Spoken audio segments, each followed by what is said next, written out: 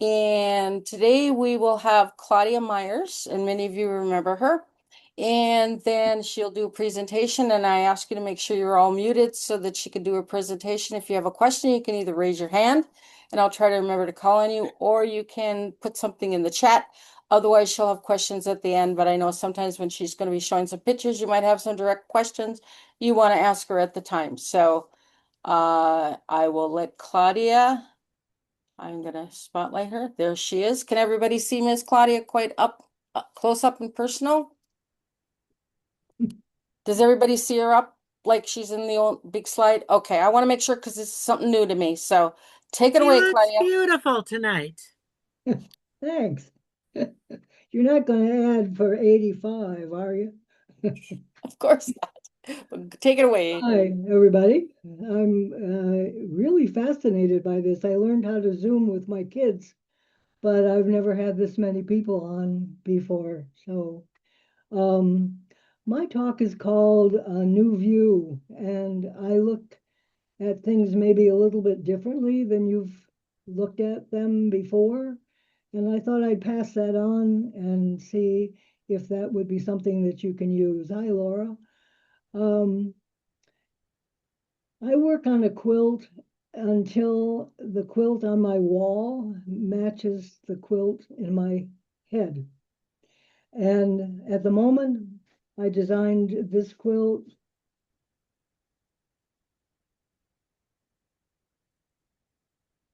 and I'm just about to put it on my machine. There, okay. It wants to focus on my face, so there we go. Anyway, um, and when you look at my quilts, if you've seen any of them at the shows, they are what I would call probably too much, and maybe they're over the top.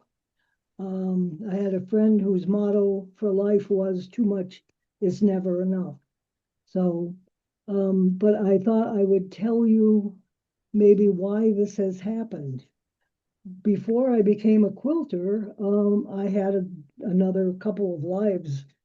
And one of them, I was a costume designer for the Minnesota Ballet and also for the Baltimore Opera Company.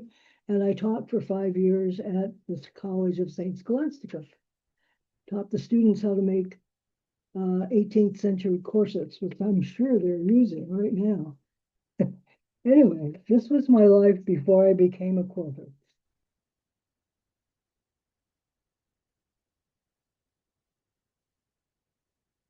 Let's see.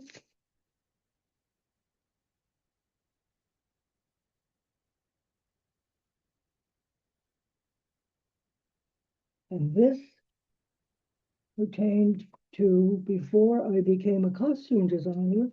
I had a pillow business because nobody else, wait a minute, no, nobody else was buying these beautiful doilies and they weren't doing anything with them. So I was buying them, making pillows and pin cushions. I had a business called confections because all of my product names had, these were sugar plums, these were cream puffs. Let's see where I come from then. I cannot pass a bakery. Anyway, everybody thought I made fudge, but I was in 165 stores through the Midwest because I just latched on to the Habersham movement back in the late 70s and early 80s. So this costume pertained to pretty much to that. For the Baltimore Opera Company, I mostly did headpieces.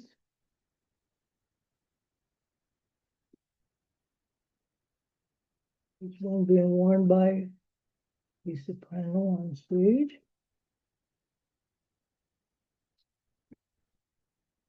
And there's the headpiece that she was wearing in progress. Oh, it wants to focus on my face. Here we go. Maybe. Okay. So, and this is the way I looked most of the time because it's a strenuous job.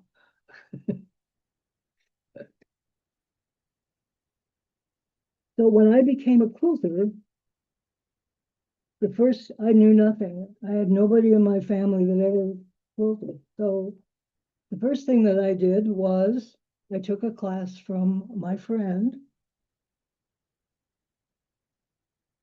Shirley Kirsch. Shirley was teaching a class on the Lady of the Lake quilt, very traditional Lady of the Lake quilt. And after about two classes, I took my quilt in that I had put together, and my quilt looked like this. Mhm.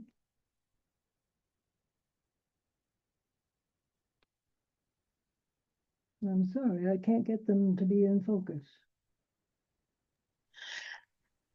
I would move it back a little bit, Claudia, the other way, nearer to your face. Yeah, does that help any or not? They're beautiful. Thank They are you. beautiful. So Shirley looks at my quilt and she says to me, can't you ever do anything the way you're supposed to do it? And I said, well, apparently not. And you know what? You don't have to do it the way everybody else thinks you have to do it either. I thought maybe you might be able to take some of my ideas and give them a try. Um, Most of my original quilt designs are taken from traditional blocks, and then I use tricks. I call them tricks. I like to call them original ideas that I thought up, every one of them, but nothing is really new under the sun. So probably I've seen something somewhere else that surged that idea. So the Lady of the Lake block that I just showed you, oh, I have to show you this too. Okay, so this is the quilt that I have on the wall over here. Everyone see it? I just finished quilting it. And so that's what I meant by I keep working on a quilt until it matches the quilt in my head. So that Lady of the Lake block that I showed you, if you took it and turned it sideways and shoved it all over to one side, you would have a silly looking fish. But then you could make a quilt for a fisher person. If you stuck, if you put together three on point nosegay blocks and a what's this one called? It's just a three-bladed fan, three-bladed banded fan. You would get something that looks like this. And if you made them in three different colors, that would give it more interest also. And there are the three together down there. If you put together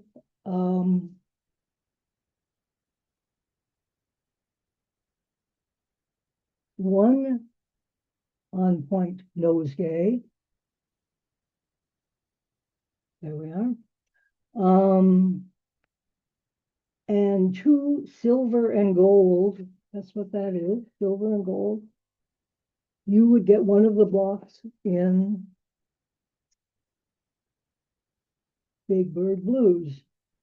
Now, Big Bird Blues is called that because it was a challenge from the Machine Quilter Showcase, and you were supposed to take blocks from the Kansas City Star newspaper.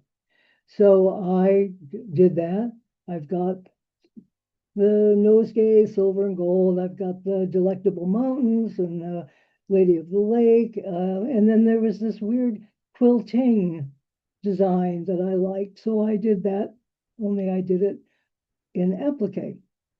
Got the quilt all finished, put it up on the wall. I'm looking at it and I'm thinking, oh my gosh, that's that's that's Big Bird Blues. That's Big Bird. It's his face. Can you see it? Yeah. So it changed from Kansas City Blues to Big Bird Blues. They'll look marvelous. More hold it more towards your face, they're saying, and then it'll not be as blurry. Hold it closer to you. Closer to me? Yeah, Okay. All right.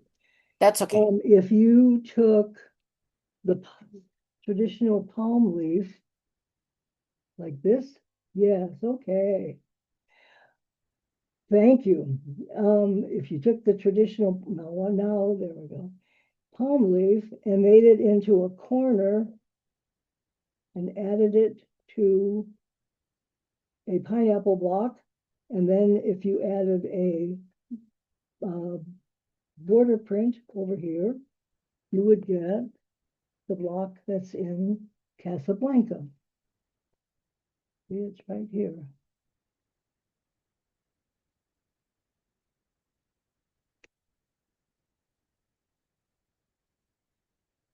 This is another instance of um,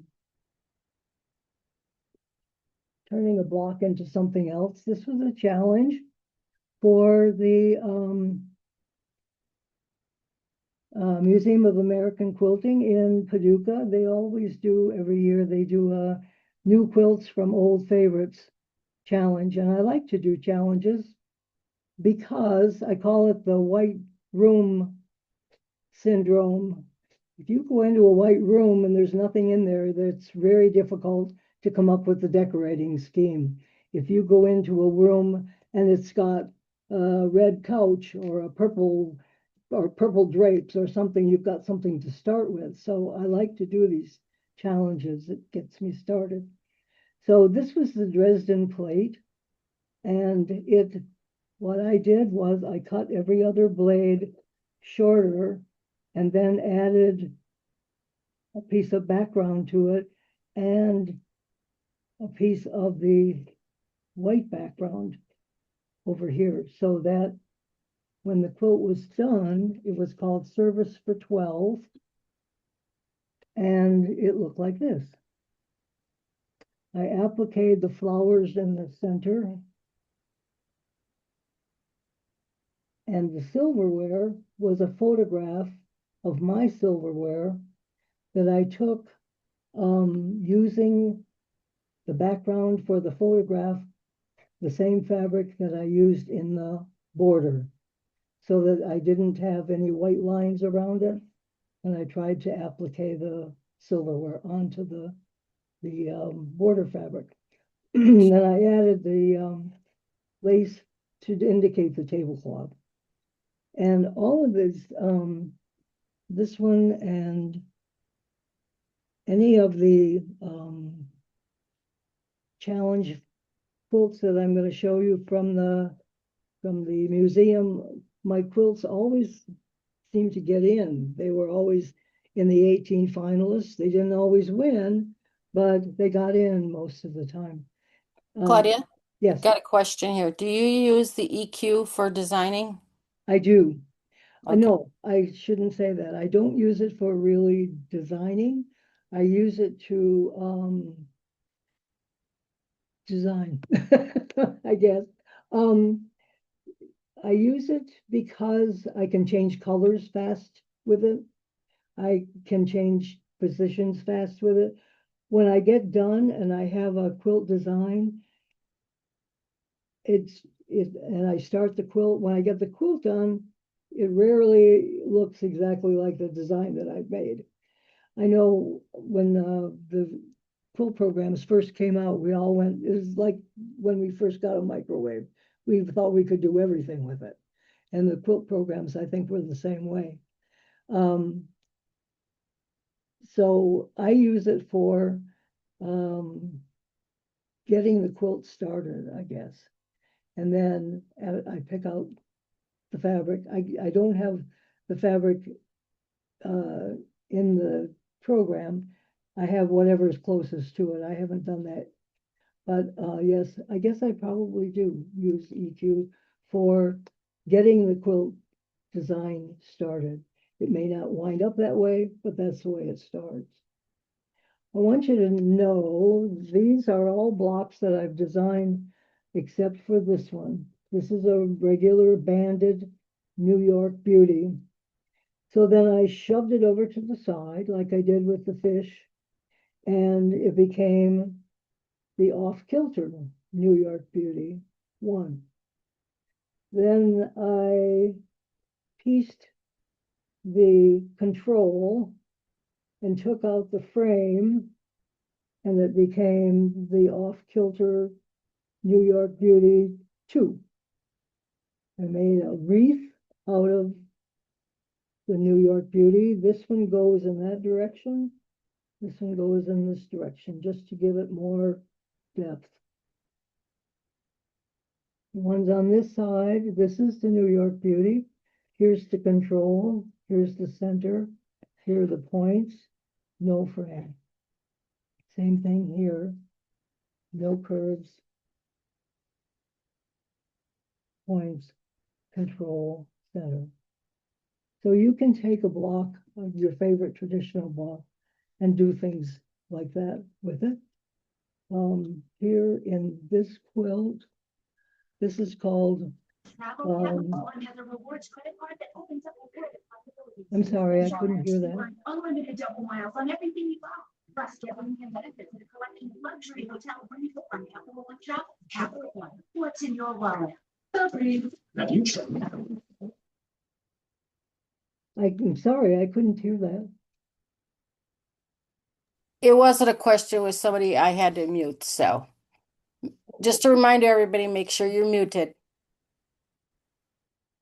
Okay. This is a quilt called Sicilian Summer. And here is that off-kilter number 2 beauty block right here. Here is Alice, named after my friend Alice. And here is the Magnolia block right here. And you'll notice one of the tricks that I do with quilts is I extend the background colors into the next block so that this shape is made from the background color being extended and being added to by the blue plate special block out here. Then this shape right here is added because of the background in the way the block is turned. So you can get lots of different shapes in your quilts that pop up if you change the colors in the background. This is Mediterranean Beauty, and that's the first number 1 off-kilter block. You can see it really well. Let's see, where's a good one? Well, these ones right here in the middle. I can see that it makes a kind of an odd shape, but it's got a lot of movement to it because it's off center, and it sort of has a life of its own. Then the one on the back is this is Green Sleeves, and it's in the Museum of American Quilting. They own it. It has an extended compass block that has been joined to a New York Beauty block right here. So you can combine blocks, you can distort them and do all kinds of interesting things with them. And yes, it's easier if you're doing, I used to do everything with graph paper and pencils, and now I pretty much do the distorting and all that stuff on the computer. So this is a quilt That was in the Fire and Ice Challenge for, again, the Machine Quilter Showcase. And here are the blocks up close. This ice block was made by piecing a bear's paw and then adding shear points on top of it. And they were fused and then satin stitched on the edges.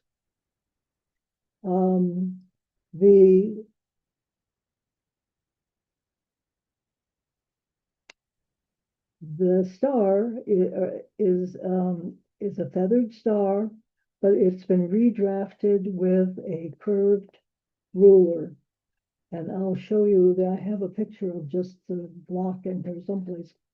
And I'll show you the curved ruler that I use. You'll be surprised. So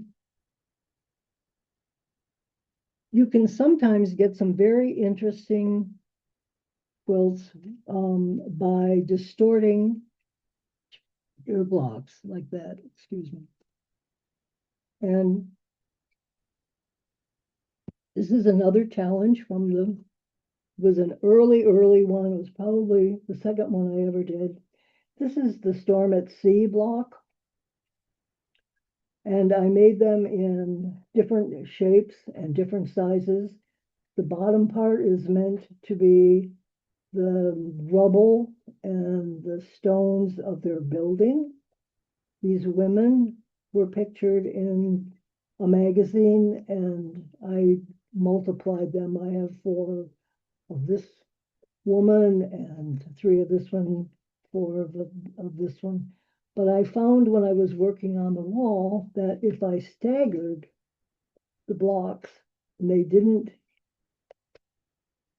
follow this way, they followed here and here and here and here, that they looked like flames. So this quilt is called Kosovo, A World in Flames, and it was made way back in the mid-90s, mid-1990s, yes. Here is a close-up picture of that Dresden plate. You can see the silverware on the side.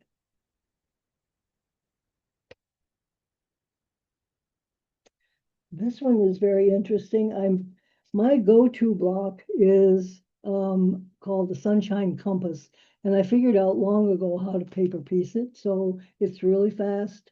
And if I want to get something that looks nice and is kind of spectacular, I like to piece that block because it goes fast. So, but if you take that compass, let's see if I can see. All right, here is, you can see that it really is a compass. But if you take it and put it in a diamond baby block setting, this is what happens to it.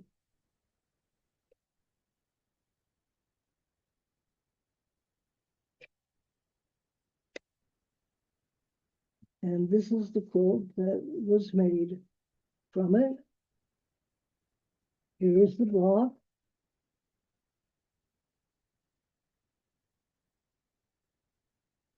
Okay, I will in just a second. I have that coming up. Here is the block from the quilt itself. And here is the quilt. Now, the quilt started out like this. And the other thing that happens to me, and it could possibly happen to you, is if you take the quilt that you're working on and turn it upside down, sometimes you like it a lot better than you did before you turned it upside down. So this one originally was supposed to be like this, only with a black corner. And then when I turned it, I added this big humongous blue version of it, of the star or the compass, and it's called Color Whirl. And pretty proud of the quilting on it. I just became a long armor about 4 years ago from George. I was one of the people, well, I was the person who kept poking the APQS people to make a sit-down machine with their big industrial head because I spent my life looking for a quilting machine. I started out using my old 830 Berdina, not the new one, but the old one, and just about burned it out on several quilts. And then I went to that Bernina that they cut and lengthened. I had that for a while, but I was always looking for another machine. So when I started hanging around with the APQS people, I got on them about making the sit-down machine. And at that time, there was only I think Knowlton was the only company that was making a big sit-down. So they worked on it, and they worked on it, and they asked me if I would come and demonstrate it at the shows. So I did. First show I did was Chicago. And, I'm really psyched. They're going to pay my hotel bill. They're going to take me out to dinner. I get to play on this machine. It was great. So I'm sitting there, I'm quilting away, and I've got this crowd around me, and they're all pretty interested. And there's this man standing kind of over to the side in a three-piece suit. Looked really nice. And these other people kind of wandered back and forth and out, and he stayed there, kept watching me, and I thought, oh boy, I bet I made a sale. He seems really interested.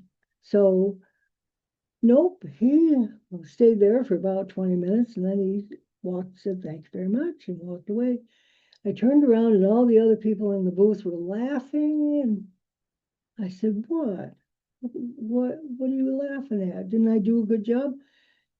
And they said, you know who that was? I said, no, you seemed really nice. They said, that was Mr. Bernina. It was the man who was the head of Bernina USA at that time. And I was trying to sell him a George. So, that wasn't going to work. I don't know if you saw the question, Claudia, that someone, how, I did about the fabric and choices. yeah, you'll answer that Yeah, later. I'll get to that. Yeah. Okay. And if I don't, remind me again. I just want to do these. I'm going to do blocks, and then I'm going to do settings and tricks. That's what I'm doing. Okay. This one has been redrafted, as I was talking about, on a curved ruler. This was a bear's paw, and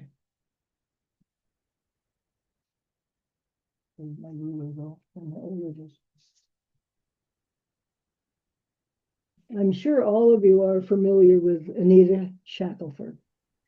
Anita Shackelford has this wonderful ruler that's supposed to be for quilting, curved quilting lines.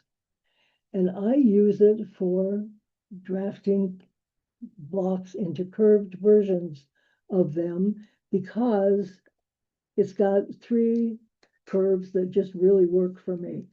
So what you do is you take a printout of the block you want to curve. You put some tracing paper or whatever on top of it, and you lay this, mark the points of the block, and you put this point to point and draw, instead of a straight line, you draw a curved line. And that's what happened with this. So these would have been straight lines, but now they are curved. And that also includes the inner points because they have to be curved also. And that's what gives you this movement. These were also done, they were straight in the beginning. They were a sashing, and now they're curved. And this is the quilt. It's called Wild and Woolly. And it was done we, I don't know how many of you are familiar with the little Duluth Zoo that we have up here, but at one time we had a grizzly bear named Trouble. And he was trouble because he kept breaking into the zoo out in, I think, Seattle, someplace like that, because they had food and he would break in and steal the food. So finally they caught him, and Duluth happened to need a zoo or a bear. So we got Trouble the bear. And I thought, bear's paw, I should do something with Trouble in it. And but he was put into quarantine when he came here, and he was in quarantine forever, and the deadline was coming up. So I had to do this bear's paw quilt without Trouble. But this one happened to win first place, and it was on the cover of the book that they put out, and it traveled for 2 years with the museum circuit that they do, and so it was successful after all, without Trouble. But if you look in the background, this is a repeating bear's paw block that I drafted, that you start out with a small one and they just get bigger and bigger and bigger. So it gives a nice background, but it's not overpowering for the piece in the front. The same thing happened with the star. This is a feathered star, and I drafted it again with that Anita Shackelford's ruler, and it turned out like this. And this is the one, Marilyn Badger was quilting with me at that time, and she did these wonderful birds and feathers around here, but you couldn't really see them because they were just the thread. So one Saturday I decided I needed to paint them. And it had already been in a couple of shows and it did all right, but I had a feeling that if the birds showed up, it would do better. So I didn't have any fabric paint at that point because that was still, I think it was late 90s, early 2000. And at that time, if you thought about painting on your quilt, you'd probably get struck by lightning because it was a really big no-no. I mean, people didn't do stuff like that on their quilts then. There was a couple from France that he was doing paintings on fabric, and then she was quilting them. And that was like, wow, big deal. But I took this one, it had already been quilted, and painted the outlines. It was kind of like paint by number, but I didn't have any paint. So I melted down those fabric crayons that we use and used that and painted all the birds and all the little feathers. Well, and then I went off to that Chicago show. I got home and Tom said, you know what? Your quilt's still wet down there. They're not drying. That was like 5 days later. And the birds were still wet and it had to go off to a show. So we just kept the fans on it, and finally it had kind of a crackly look to it, but they did dry. And so I talked with a friend of mine who does a lot of artistic kind of things and said, what should I have done? What should I have used? And she said, well, you shouldn't have done it in the first place. That was her answer. So here you talk about working on with electric quilt. This is kind of the way that I go. I had this, it was just a pillow design. And this is a block that I designed that I've been having a lot of fun with. It's a scroll block, and it makes all kinds of really interesting shapes depending on how long, how wide that you make it. And so this was just a pillow design. It's 18 by 18. And then I made a quilt out of it. That's like this. I added this off-kilter block, and this block right here is an original design, kind of a weird geometric thing. And then these scroll things out here are the same block as this, only they're long and skinny. You see that all right? So that's getting kind of wild. Then this one was the final one. And I know there's way too much going on in this quilt for most people, but I really like it and I might do it. At one time I had a really bad fall and I fractured a couple of vertebrae. The only thing that I could do, they wouldn't let me do anything else, but I could sit at my computer and do the computer program. And I think I designed at least 300 or 400 quilts in that time period. So I have all these quilt patterns and I don't know what to do with them. I've been making patterns and that kind of thing. But this is the sort of thing that I like to do. This is what you can get if you use a lot of blocks together. So this quilt has, how many blocks do you have? It has 7 different blocks in it. So here's Spike. I like that one. This is the same block as that one, only this one had a little point added to this blue plate special block right there. So there's just a little wedge right there that makes that point and adds to that. And so it gives it that. And if you use white in that design that flows all the way around the outside edge, it picks up the white in the middle, but it also kind of keeps your eye going around the quilt and really adds a lot of shape and interest to it.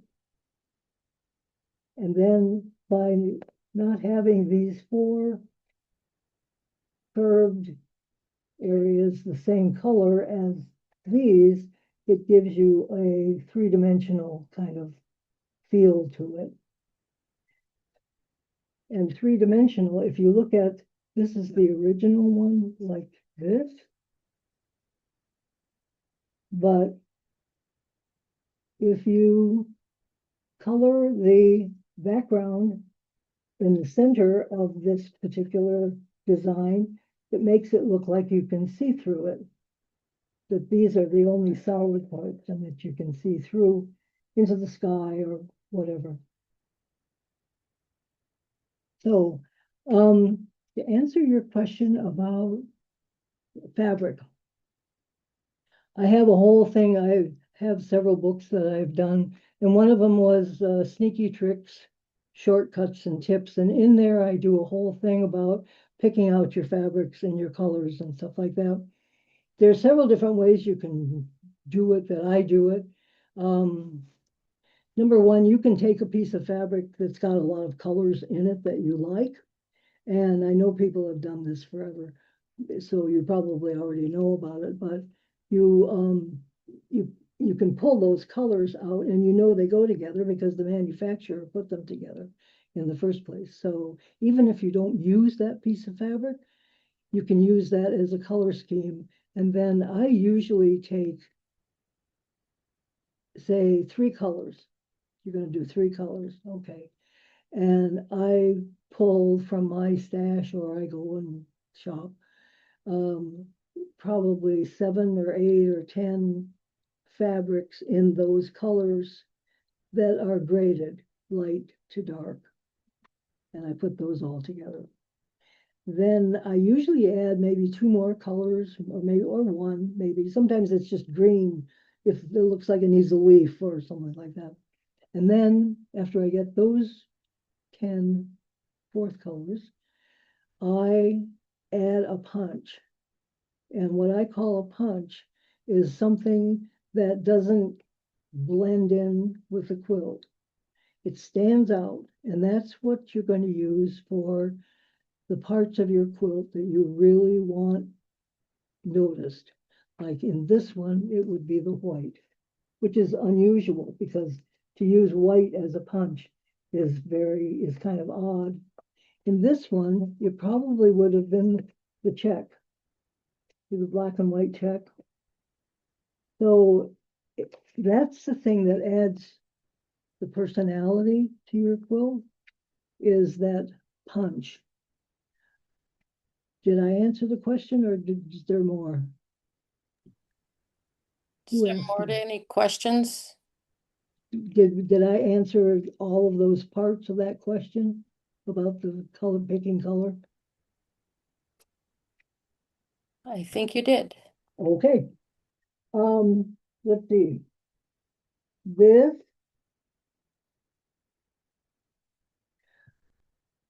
here's something about fabric. I use all kinds of fabric. I use them all together. When batiks first came out, we all thought we couldn't use anything with them. We had to just make a quilt. Only batiks, couldn't have anything else in it. I use everything all together. If it works, I use it. This quilt happens to be all silk, except, let's see, I think it's except for this little gold part in the center. So all of those are Dupioni silks, and I think there's some kimono silk in there. When I use silk, I always fuse it beforehand with tricot, the kind of interfacing that you use for knits. And they have it in black and I have it in white, and I usually have a bowl of both of them in the house. I like to use silk, but before you get it pieced together, it ravels away. So you have to do something to it. And I have found that the tricot lets the silk retain its fluidity rather than getting stiff.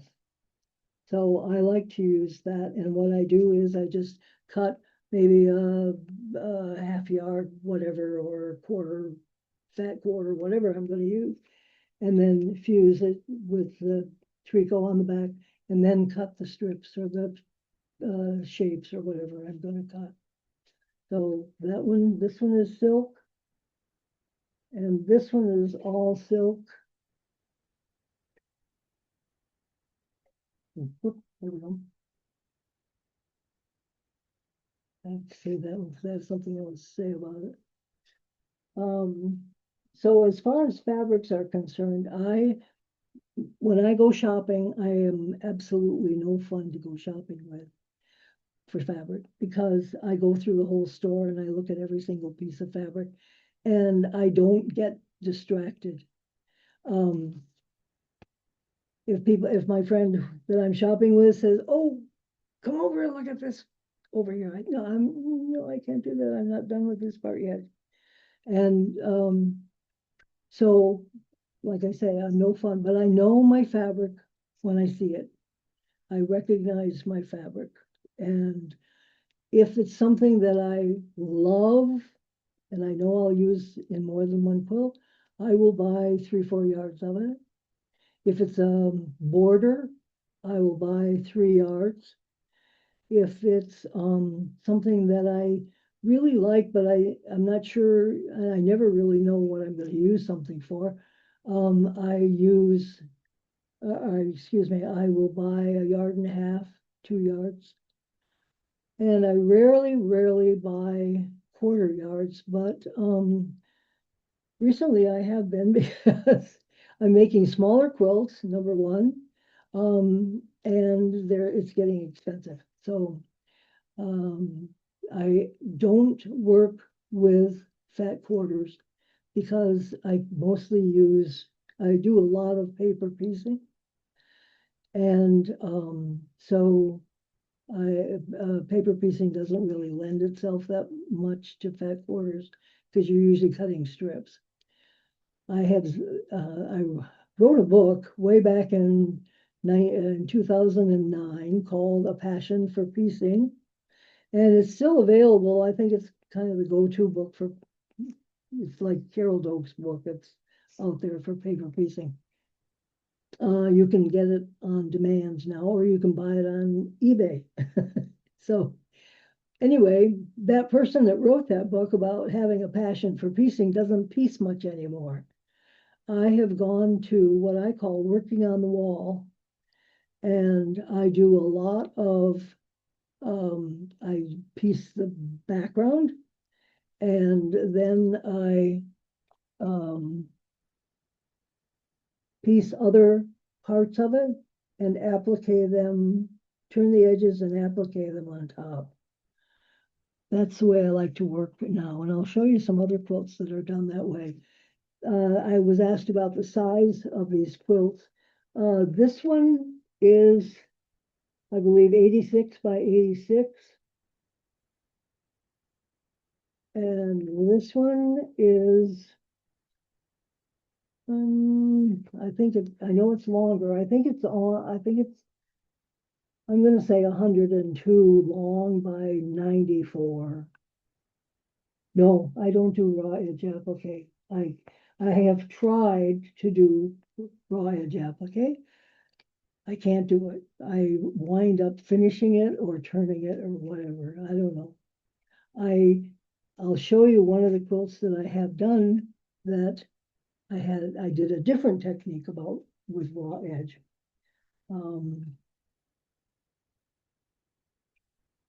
Let's see. One of the things that you can do, okay, I'm going to talk about quilt settings now. Does anybody have any more questions about blocks or fabric or anything? Where do you shop for your fabric, being that I know Duluth has limited quilt shops now? Well, we didn't used to. We used to have quite a few. Um, I shop at there's a shop over in the west in Lincoln Park that I go to. But I shop online because I am 85 years old and I don't drive anymore. I've held some health issues. So I do a lot of online shopping, but truthfully, I have so much fabric that I have been putting together kits of kits of fabric and selling them because I have so much fabric, and my family's like, what are we going to do with all this fabric? And I say, call in my friends. They'll take care of it for you. But yeah, that's pretty much where I shop. And as far as where online, I find a lot of things on Etsy. There are quite a few shops on Etsy. And yes, we have 5 quilt shops in Duluth now. And I don't get to very many of them. But yeah. I think if you're a quilter, you will find fabric somewhere. Oh, that answer your question? Yeah. Yep, that was Sue. Is there any other questions anybody has right now for Claudia? Just unmute yourself and ask. All right. So let's talk about settings. One of the most important things, as far as I'm concerned, and I know that most of you don't have room for them, is a design wall. Because for many reasons, if you put your quilt up on the wall, you can stand away from it and you're looking straight on it. And sometimes you can figure out that you got that block down in the corner turned wrong before you quilt it, and you don't have to take it all apart like I did with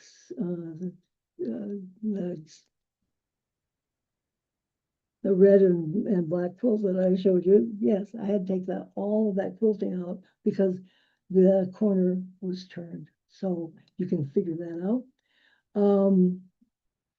It gives you a chance to look at the quilt the way it's going to be, and you can change it and move it around, move the blocks all around. I just use my design wall all the time, and I don't have a very big one anymore. But if you, let's see, this is the this is a quilt that I did called Awesome Blossoms, and um, I used a traditional dahlia quilt from Pat Cox, but instead of the usually they're like a one block quilt and the quilt is in the center.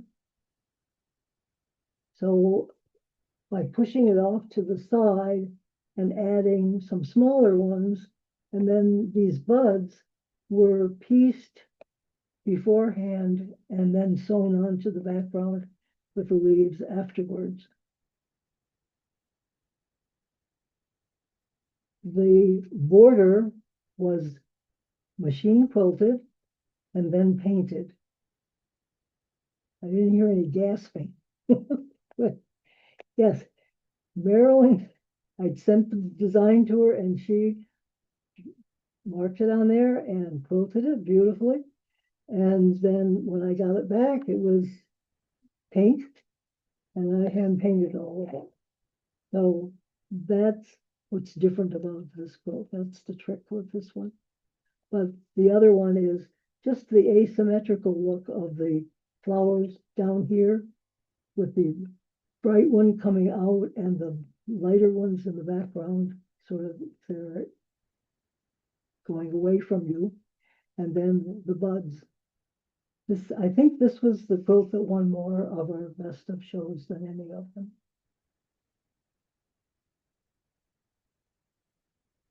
The other thing that you can do that I like to do is called breaking the border. And this was probably one of the very first quilts that I ever did. Was in the early 90s. Yes, my books are available at Etsy and on my website, which is on the slideshow someplace, and I'll put it up in a minute also. Yeah, it's on the slideshow. I'm sorry. Yeah, this is called Ode to Kirby Puckett, and it was done way back when the Twins were playing in the World Series, 92, I think, wasn't it? And I went to the fabric works over in Superior and bought every single solid fabric she had. She thought I was out of my mind because at that time everybody was using, we had the small print, the large print, the dot, the solid, and what else? That was pretty much what people were using in the 80s and 90s. So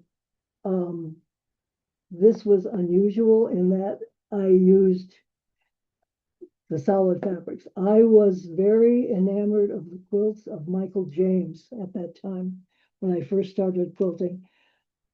I had no idea how he worked, how he made those quilts, but if you're familiar with his works, they're all made stripes and they match perfectly, and then he cuts them into circles.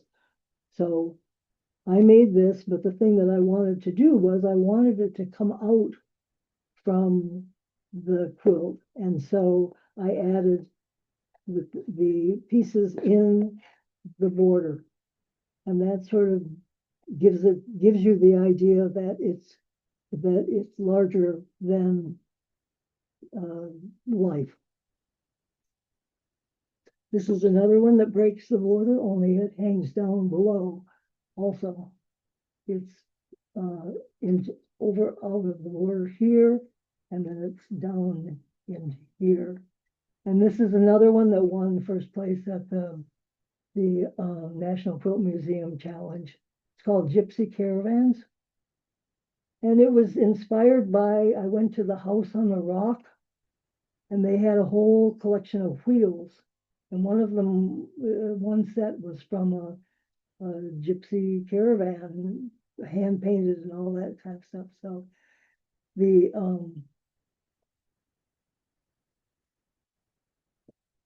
some of the points and things were painted afterwards, but I have a close-up that I'll show you of embellishments, and I'll show you what we did in what I did in the center.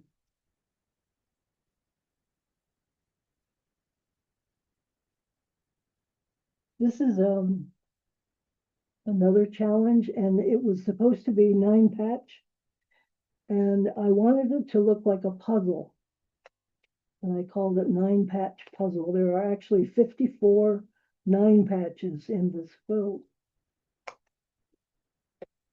But here's what it looks like. Here's what it looks like. It's got this yellow background showing in between the satin stitched blocks that were pieced beforehand. And that gives you the idea that it's a puzzle that hasn't been put together yet. See that? This one has 2 bats in it, but not usually. I usually use Hobbs 80/20 one layer. About, let's see, about a year and a half ago, I decided I would make everybody in my family a lap quilt because I was a really bad grandmother. I was doing all these show quilts. I never made anybody any quilts. So I thought this was middle of October, and I thought, well, I'll surely have them done by Christmas. I'll make them all the same block. And I used a wedge block, and so they were all different settings and all different colors, but they were all the same block. And it's just cutting wedges, sewing them together, and then cutting the diamond and piecing them. Well, I just finished the last one a week ago. Anyway, where's I going with that? It made me feel like, I've always said that I love quilting because there's room for everybody. And you can be a closet quilter, nobody knows you're a quilter. You can make quilts for your nephew's wedding and never make another one. You can travel the show circuit and do, enter your quilts and everything you can enter them in. I think that experience of making all of those lap quilts has really broadened my opinion of all of the quilters that we are. And I think that's what makes quilting last. So there is a pattern book for that. There are all 17 lap quilts that you can make from these 2 blocks. So what was the question?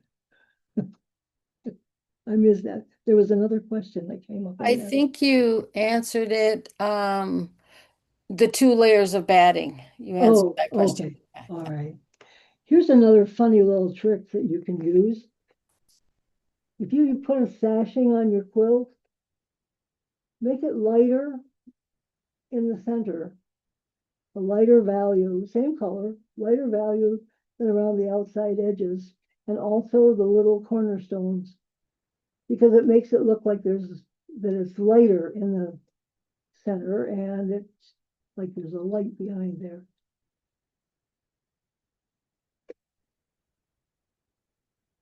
This I didn't say about the setting. This is interesting, the green sleeves quilt, because for a couple different reasons.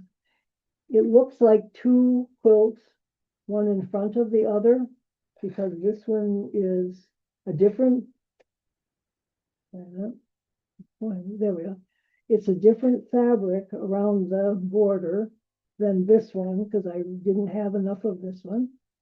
And it also is interesting because of the white that makes the pattern that guides your eye around the quilt.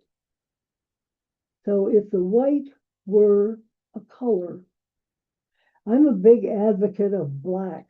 I put a lot of black in my quilts, but really white is very, very strong also. And it really, I'm not so much a white background person, but the white accents really appeal to me.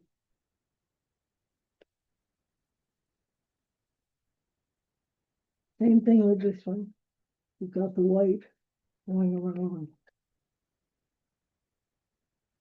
And with this one, again, you've extended the color from here to here to here, so that it gives you a shape for this corner. It's all kind of melded together. And then out here, because this is the same fabric as the background, it looks like the corners just sort of disintegrate. And just a little bit of blue in here picks up the blue in here and in here. So if you're going to use an accent color or a punch or whatever, make sure that it goes everywhere. If you use it in the center, you should use it in the border. And even if it's just the binding, even if you just get the binding on in that same color. I'm going to talk about, I think I'm going over, aren't I? It's all good. Oh, okay. I just want to talk about some embellishments because that's usually the last thing we do, right? This quilt is right here.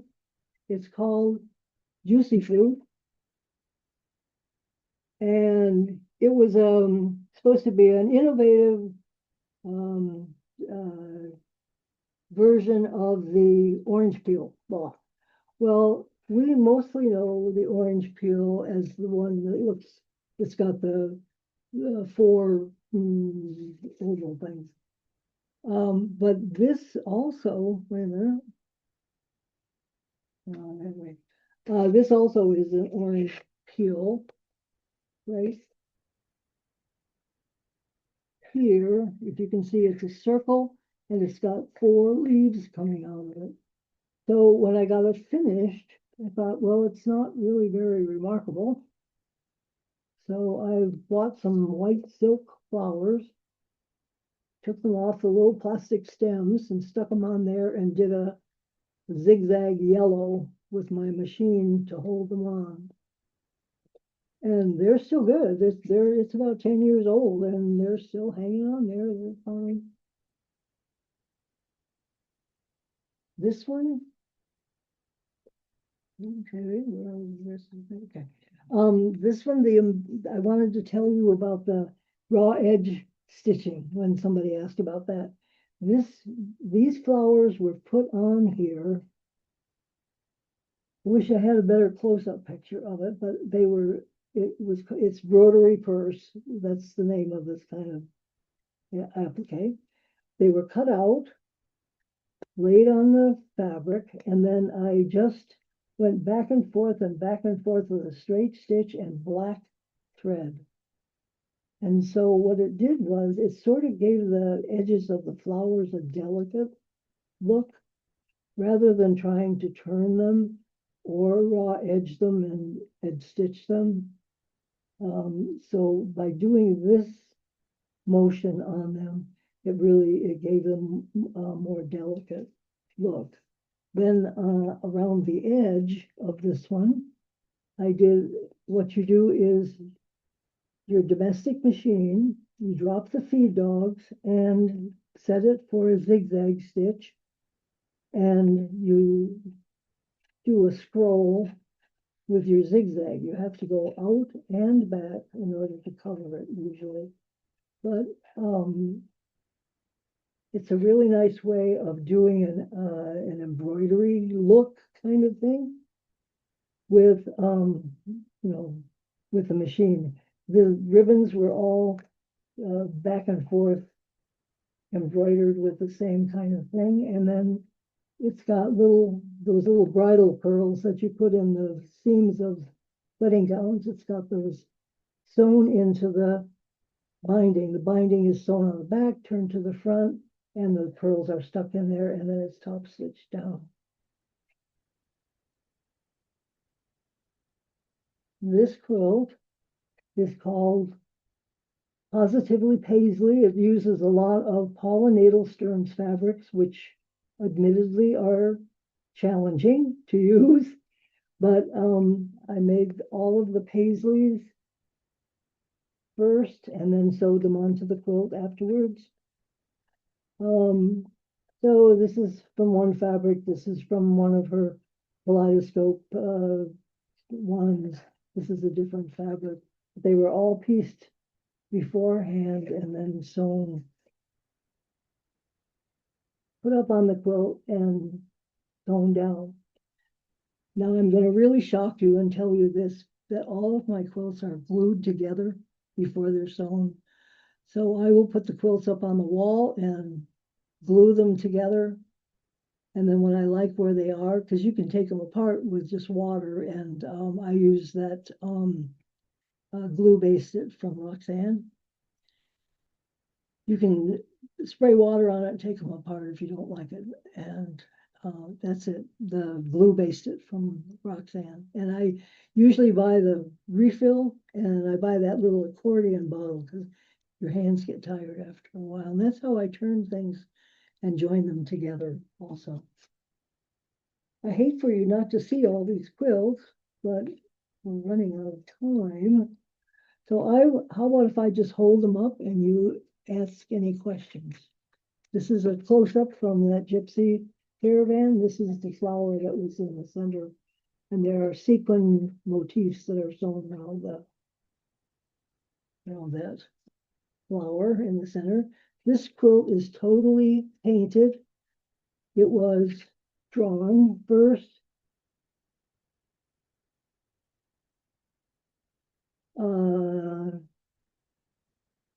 Let's see. I'm not sure I understand the question. Do I have blocks that I always use? Is that what you mean? Do you create a quilt from start to finish, Yeah. or do you use a lot of trial blocks to see if something works? I What think. are trial blocks? Um, Jody, you want to elaborate on You mean that? like blocks that already exist, or Uh, See if you do a block and see if it fits, and then you go, oh, that block doesn't look good. I'll try a different block. Practice blocks. oh, I see what you. No, I don't make things like that. That's why I work on EQ. I don't have to do that. I used to do that, but that's a lot of time and fabric and all that stuff. No, I don't do trial blocks. This quilt, I think I said, was called leftovers. And if I make a block, it gets used somewhere. Um, anyway, this quilt was quilted and sent back, and I hand painted this one. This is the geisha and the traveling girl. This one was partially painted in the center and appliqued around the outside. This one was also fully painted.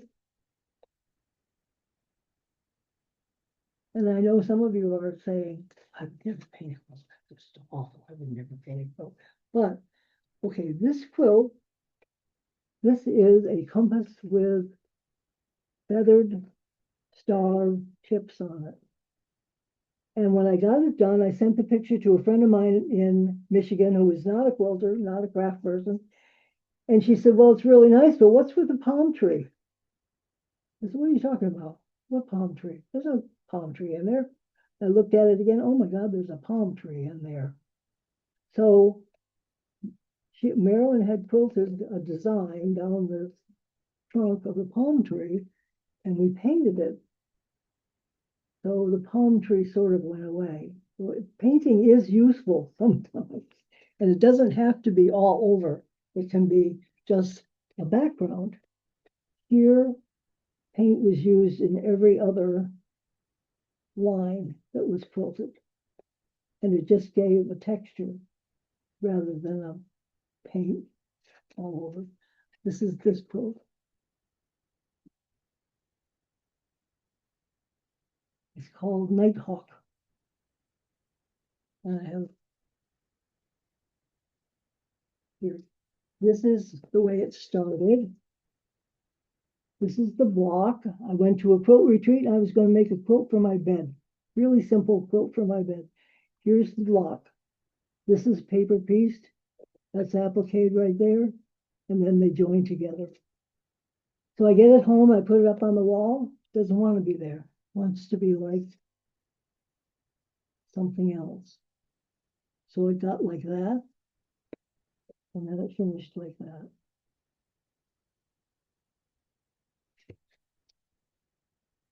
This is the quilt that you saw with the rotary purse flowers. This is what it looked like in the beginning. Then the feathers were painted, inked actually with ink. And I had taken a class from Laura Schwartz Smith.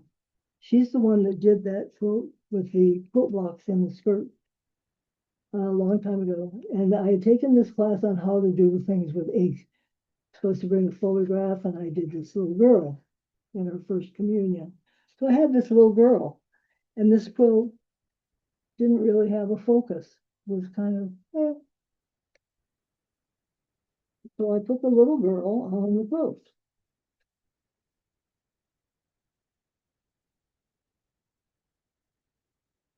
Yeah, and she's much happier. Then I went to sew. I was going to embellish the center with some sequin motifs that I thought that I had. And at that time, my grandsons were all really little, and the youngest one loved to play on my button drawer.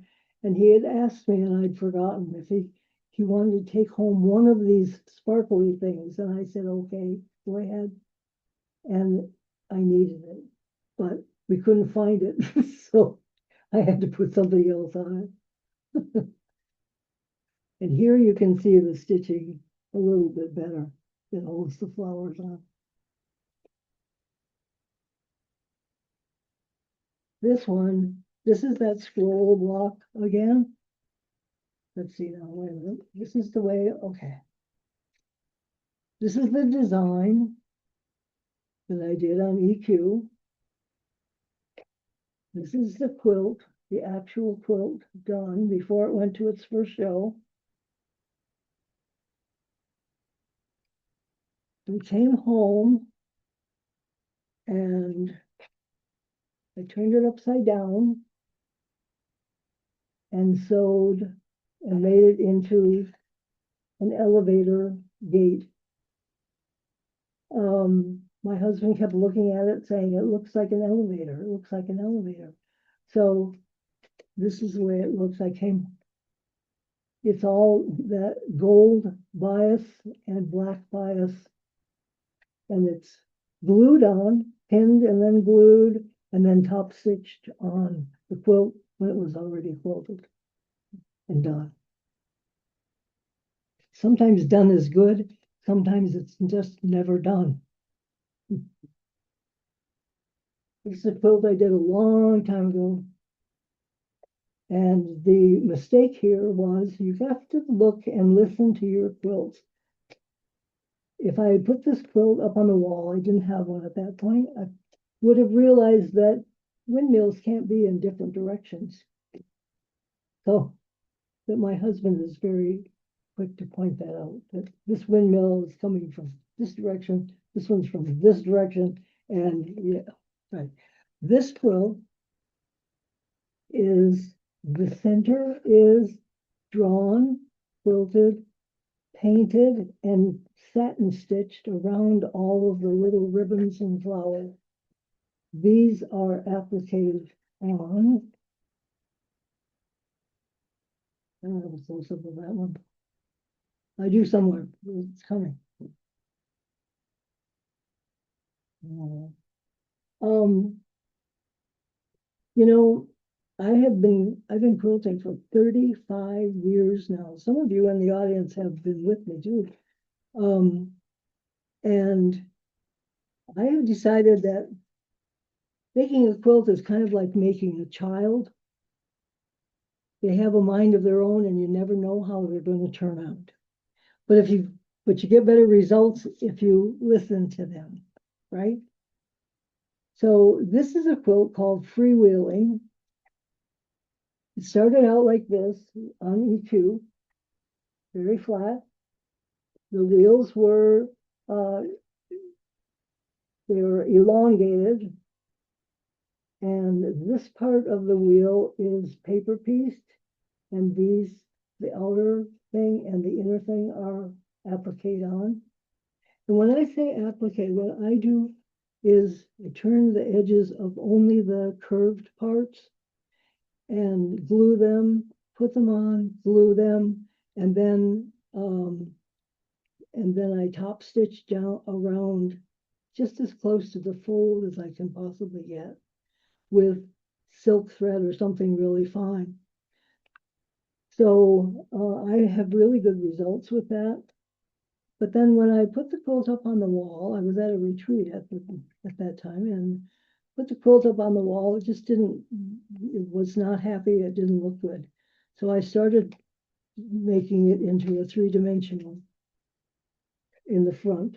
You can see that the back is still straight, flat, but the front comes out towards you.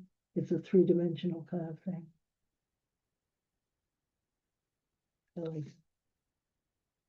And this is another one. This is the drawing. Let's see. Yes. Okay. All right. This is the drawing for a quilt that was hand drawn. It wasn't on the computer. And this is a quilt the way it went together eventually. I thought it looked like swim, what do they call them? Swim tubes. And then it's got quilt blocks pieced so that they're rounded looking, and then they are top stitched on to the noodles. That's what that is. And then it turned out like this. Now this quilt was a good example of how you should look at your quilts, because I think it, now that I look back on it, I think it looked better this way without the edging. I don't know. What do you think? But the thing I really like about it is that when he was still Frank Palmer, Asher quilted it for me, and then I painted every other one. And I think it looks like the ribbons are hanging up above something, and it's kind of a grid work, if you can see through. So I have patterns and I have books available that I have written. I'll show them, a couple of them to you. I write a column for the Duluth News Tribune. I don't know if you know that or not, probably. I write a column for the Duluth News Tribune every other Wednesday, and I call it Humorous Observations. I tell about the time I stuck all of the peanut brittle to my Formica table and had to chisel it off with a wood chisel, and just funny stuff like that. So I have the storyteller.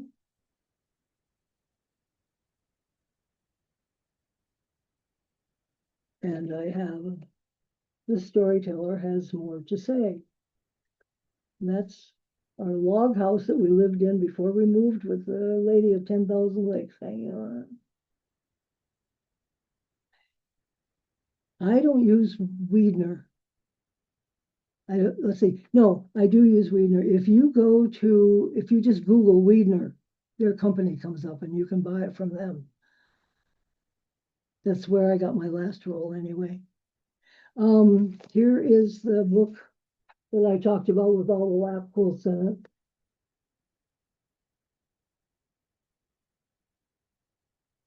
This is the way my patterns come. They come in a folder in the plastic pages. They're not quite this big, most of them, but I have a book on a collection of all of the quilts that I have designed, not all of them, 50 at a time.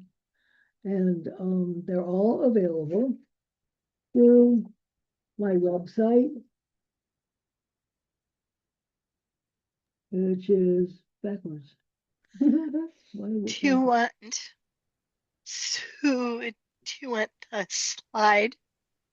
Yeah, when we get to the Is it straight slideshow, to you? It's on the slideshow, and then I will share it Yeah, in the okay. Thursday Well, thimble this is my also. website, and I've got patterns and books on there. This is my Etsy shop, and I've got patterns and books on there, along with my jewelry that I make. And I don't know, I just like to make stuff. I think that's what I am. I am a maker. So I think that's all I have to say, but I will take questions. Thank Any you, Candy. questions? Thank you. Just kind of blurt them out, please. You're getting a lot of "you are amazing," Claudia. I'm sorry. I'm You are sorry. amazing. Yeah. Yeah, a lot of incredible "you are amazing" and different comments like that. This one says, "Claudia, you're an incredible artist." Thank you very much. I Thank you appreciate for that. sharing your journey with us. I was very happy to do it. It was fun. I enjoyed it. I hadn't done a big Zoom thing before, but yeah. Yeah, Well, you're good I at wish I it. could come down to your meetings, but I can't get there anymore. So this is yeah. the best thing. We can always have you back another time and you could share That some would be more of your fun. knowledge. That would be So fun. I would enjoy awesome. that. Thank you Awesome. all very much. I appreciate it. You can do the rest of your evening. And somebody said they just finished Carney's Girl. Oh, yes. Did you? That's That's a awesome. that's a that's an undertaking. Yeah. Yes, I Okay. would love to see a picture of it. Yeah. Hmm. Awesome. Any other questions for Miss Claudia? No. Okay. All right. Well, I'm all Claudia, set. you're welcome to stay if you'd like. It's going to be a quick run through the slides and then we'll be done. I think I'll go and have dinner if that's okay. Okay, that's fine. I get it. Okay. Okay. There's the first slide. Can you go to the next one, Chief? Yeah. And this is Claudia's webpage. If you want to take a screenshot of it, I will be putting all of this information in the next Thursday thimble. But if you want to take a quick screenshot with your phone or whatever, there you go. I've been on her website many times, so she has a lot of good stuff on it. Okay. Is everybody okay? Okay. On Saturday, we're going to have Jane Weekly. Jean Weekly is going to be there, and she's going to be sharing a few stories of her mother's quilts. She will encourage quilters to document the story behind a quilt when you make it. It'll be in person and on Zoom, and it's at the Minnesota Quilters on State Avenue. Do you want to explain this, Jean? Sort of. Um, you you've most likely all gotten a glue up email, or maybe a dozen glue up emails. We're getting through all the different testing we need to. Right now, renewal join the member directory, and we have a Minnesota Quilter community are live. This event will continue to hold our more, I'm missing an X, our more complex events like the show. Clue Up will hold the smaller retreats and workshops. I put these same instructions in the thimble. So if you want to turn off access, well, if you want to reduce the number of notifications, you can go to the right corner and select settings, notification settings. There's a long list of email options. You can turn them on or off by clicking on those. Be sure you hit the save button, or guess what? You'll get to do it again. So the other thing is the membership directory. Right now it's showing member names, emails, and phone numbers. If you'd rather not be in the directory, you can log into GoUp. This time you'll go to the membership box on the lower left And at the very bottom of that screen, you can select no on the option visible to member directory. Oops. That's Or okay. was there a question? No, it's just me, Jean. Oh, gotcha. Sorry. The app is a free download in either your Android or Apple store. And I'll warn you, the password is different between the browser and the app versions.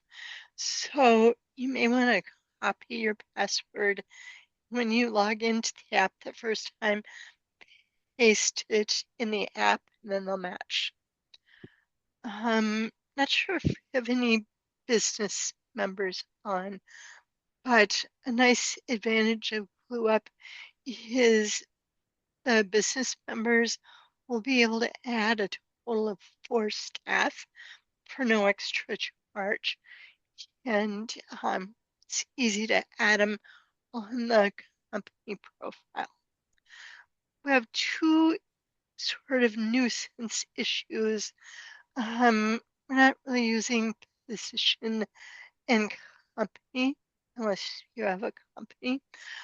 So I've just been using NA in those two fields if you don't have that information.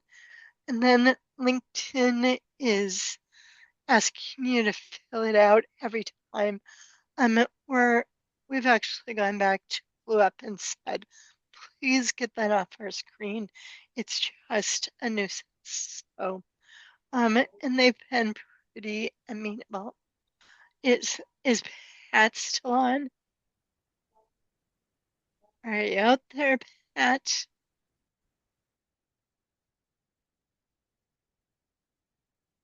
Well, anyway, Pat did a lot of work on the MQ website.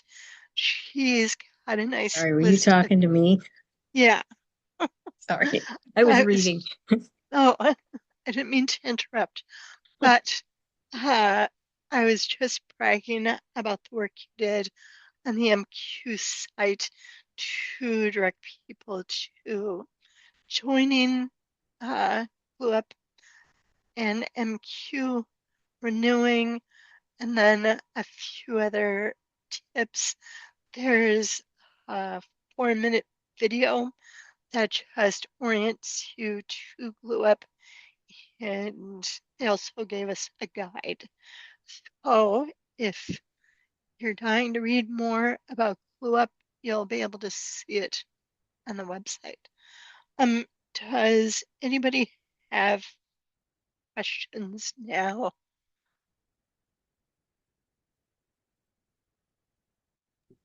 I don't see any. Okay.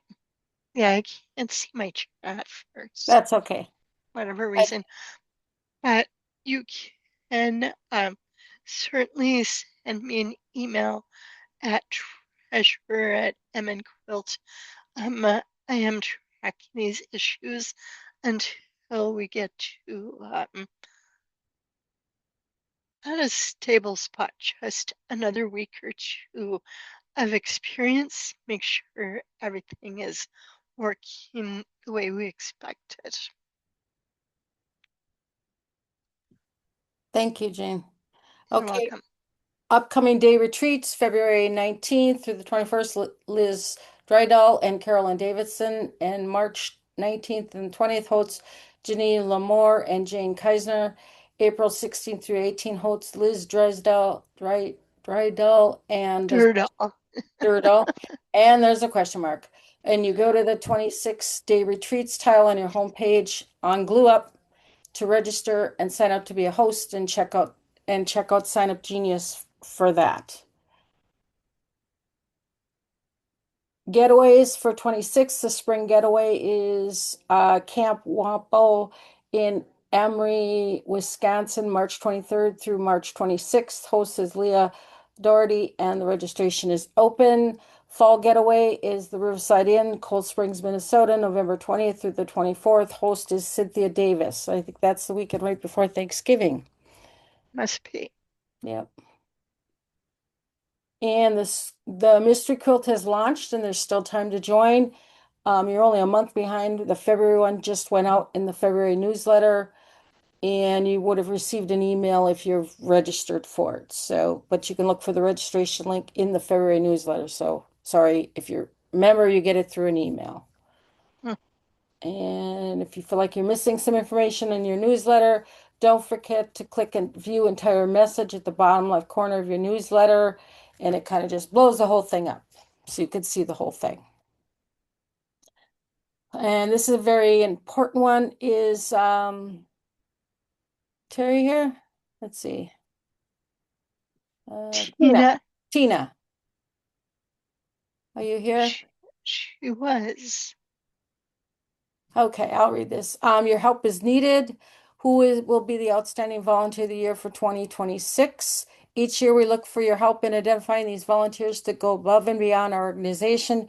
They may be the person who you see jumping in to help at member meetings or the show, or they may be the busy bee that works quietly behind the scenes on projects that help keep the organization humming along. Nominations are due by March 1st. Nomination form be found at minnesotaquilt.org. Volunteer opportunities. Questions, contact Tina Rhodey at membership@minquilt.org. So figure that out. Show committee meeting will be February 26th at 6:30. Email will be sent out with the link. It's also in your Google Drive on a worksheet that Alex shared. Meeting dates and links it's in the G Drive. So, but she'll send out a reminder in an email. And everybody should.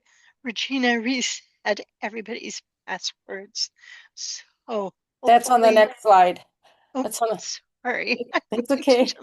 I'm so excited about it though. Yes, or Oh, it's one of oh, these slides. I think it's slide all 15, right. so we'll get to it. I should have had her put it there. Sorry. Call for special exhibits for Minnesota Quilt Show. Are you interested in exhibiting your abyss quilt or taking a tribute block? Making a tribute block, contact us for more information. Special exhibits at minnesotaquilt.org. Call for state bird flower quilts to exhibit. The 2026 MPQ booth will mark the America's 250th by featuring state birds and state flower quilts. These quilts are often used printed transferred patterns and showcasing embroidery skills and were popular in the 1940s to 1960s. If you had a state bird or a state flower quilt you would like to exhibit, please let MPQ know by sending an email to mpq@mpq.org. The quilt show here is the collection of Kelly Willis. And I don't think Pat is here, but there are challenge packets that are available. I She am just here. spoke. Okay. Yeah, she's here. I wasn't expecting to be on tonight. I don't even have a picture of it to show. That's okay.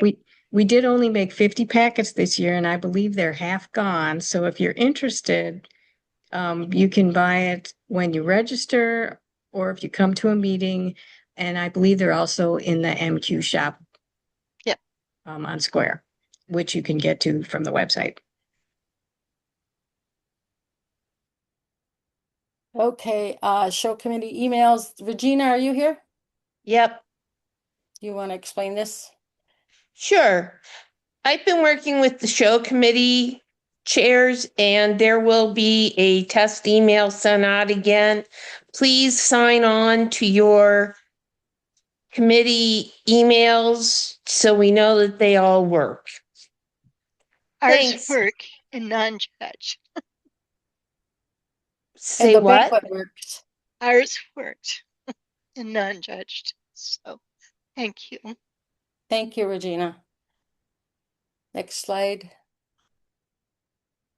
In March, the presentation will be by the MPQ, lectures by Julie Silber, world-renowned quilt expert, author, and former curator of the legendary Esperant quilt collection, Thursday on March 5th at 7 p.m. by Zoom, and Saturday, March 7th, Zoomers and Rumors with a display of antique quilts. And then right after it, from 1 to 4, there'll be a fabric study, Cottons Typical of the Years Surrounding 1876 on Saturday, March 11th from 1 through 4 at MQ. A special afternoon with Don Cook Rogan, local historian and quilter collector. This workshop celebrates the United States semi, uh, Just say America 250. yes, starting to America 250 in 2026. Join us as we study American cotton prints from the last half of the 19th century using antique cotton prints from the area. We'll explore color, design, use, and identification. Using hands-on exercises with original fabrics and images, we will study fabrics that are used in clothing and quilts in the decade around 1876. Each participant will leave with a packet of study material. And I believe the invitation will be coming out real soon. Yep, it's in draft. So Okay. should be tomorrow. Yep. In April 2nd and April 4th, Minnesota Quilters presents the 5x5 quilt show. Well, not really a show. Dust off your fairy dust and sharpen your needles. We're having our annual 5x5 quilt show, and you're invited to show off your magic. This is a chance to share the whys, the hows, and possibly what was I thinking moments behind your delightful 5x5 quilts. Whether your inspiration struck at midnight or during your third cup of coffee, we want to hear the story.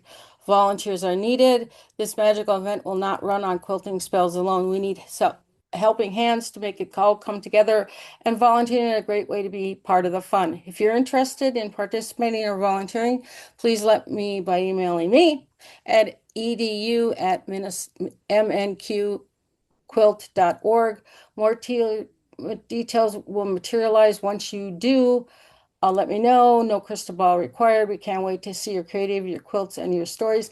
And if you don't have 5 quilts, but you have 2 that you would like to share and tell the story about them, it's all good. We'll be doing it both at Zoom on Thursday and in person in Zoom on the 4th. The annual garage sale is May 9th, 2026. It's that time of year. Our annual garage sale is coming up on May 9th, and we need you and the things you no longer love. First, please donate your unwanted items. It's been living in your garage, your closet, or basement just in case for the last 5 years. This is a moment to shine. Someone else out there right now who needs that item you forgot you owned. Second, we will need volunteers. It's on Sign Up Genius. This magic event does not run itself. We need help sorting, pricing, setting up and selling, packing up. Bonus volunteering gives you first class access to all the treasures. Clean out your space, make it help a good cause, and enjoy a fun day with great people all at the same time. So there'll be I think there's a Thursday meeting, but right now I don't know. Okay. Show and tell. Next slide. Is Marcia here? Okay. Yes. Would you like to explain your lovely quilt?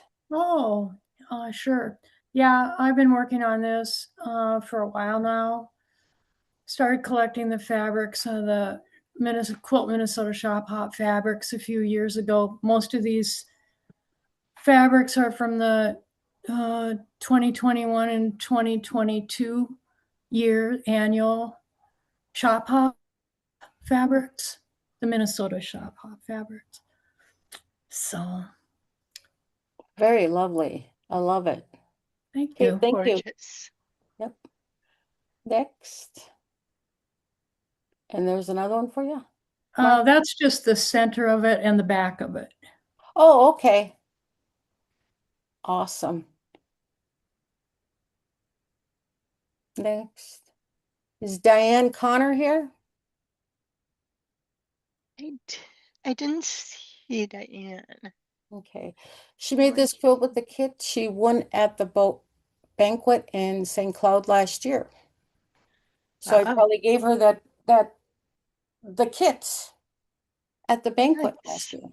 Awesome. And there's this is Diane's again. A friend sent me a photo from Facebook of a piece and said how much she loved it. So I decided to make her one just like it. It's kind of like Starbursts or something. It's really cool. And she carries her shopping. Diane gave us lots of pictures. Yes, she did. She shared a lot.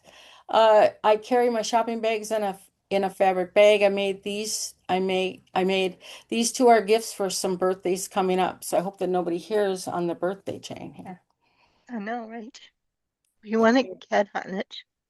Is Jill here? I am. Would you like to explain your quilt? I'd be happy to. I work with the Glad to Be Quilters in Minneapolis, and somebody made a quilt like this for donation. I absolutely loved it and was in search of a pattern for a pair of twin quilts for the room that my grandchildren use when they come for sleepovers. So it worked out just great. It is one done. The other one is not quite done yet. The mirror image of it. I'm going to show it at the Northfield Quilters show in April, and I realize it's customary to be able to name the pattern of the quilt that you're showing. I don't know the name of this. If anybody knows it or runs across it, my search has been fairly extensive, but maybe I missed something. Please let me know. That's an awesome quilt. Thank you, Jill. Gorgeous. Is Carol here?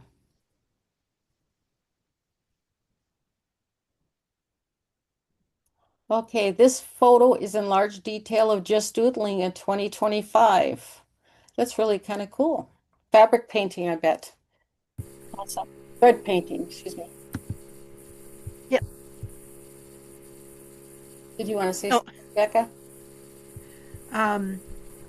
Yes, I just went and saw Carol's exhibit at the senior center in North Minneapolis. It's really worth looking at. Oh, cool. Awesome. Thank you, Becca. and this one won a prize. I think it was first prize at the show last year. Oh, okay. Sweet. And I think, Jean, you're the next one. Yeah, I took Carol's retreat workshop a few weeks ago, and I had this photograph on a piece of fabric. So I just practiced thread painting here on the trees. And I don't know if you can tell, but this is water. That's a reflection. And then this is sky. Hold on here for a second. Jody, are you referring to the quilt by Jill, I think, the one that she didn't know the name of the pattern? Oh, good. And Oh, okay. So that Gutrin design, the GE design. Does that help, Jill? I think it was Jill. I didn't know that message was for me. Thank you very much. I will jot that down. Thank you. Okay, okay. awesome. We're a wealth of knowledge here. Is Marcy here? I didn't see her, but I'll Okay. double check. And what she did with her big bundle of cherrywood fabrics. Though that's just a lovely little quilt. I love it. Amazing stuff. Yep. Is Amy here? No, Amy. Pictured is Midnight Reflections for Interest, a quilt kit I completed summer of 2025. So glad it's done as it was a true challenge. It looks lovely though. I love the colors. The pink really stands out. I love it. It is gorgeous. All right. And this is the end of the show. Quilting, if you cut up perfectly good fabric into tiny pieces and then you sew it back together again. That's what quilting is. Yay. I hope you all enjoyed your night and hopefully we can have Claudia back again at some point and she can do some more quilting stuff. Show and tell. Yeah. Yes. Thank you very much for you all coming. You have a great day. Bye. Bye.